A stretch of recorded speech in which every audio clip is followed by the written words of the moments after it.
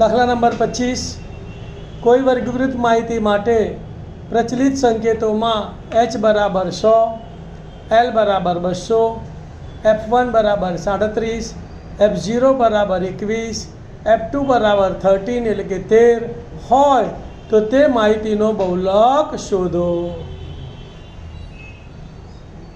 ધ્યાન આપજો ભાઈ. સીધું જ અહીં h બરાબર 100, l બરાબર 200, f1 બરાબર 37, f0 બરાબર 21 અને f2 બરાબર 13 છે. સીધું બહુલકનું સૂત્ર.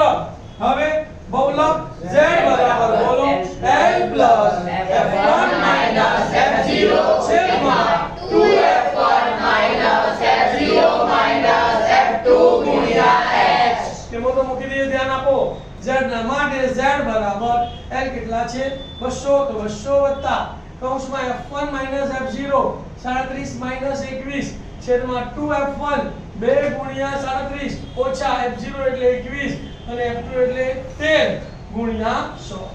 આ બેની બાદ બાકી કરીશું.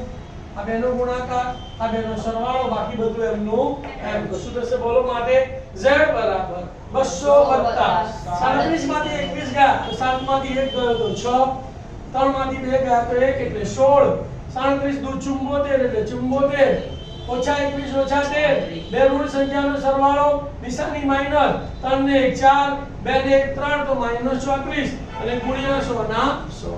હવે આ બેની બાદબાકી કરીશું અને આ બેનો ગુણાકાર કરીશું. બાકી બધું એમનું એમ. તો માટે z બરાબર 200 વત્તા 16 ગુણ્યા 100 છેદમાં 4 માંથી 4 ગયા તો 0, 7 માંથી 3 ગયા તો 4 એટલે 40. છેદ ઉડાડો છો, ધ્યાન આપો.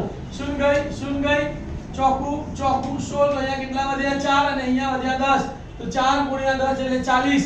તો માટે z બરાબર 200 વત્તા 40. તો માટે z બરાબર 240.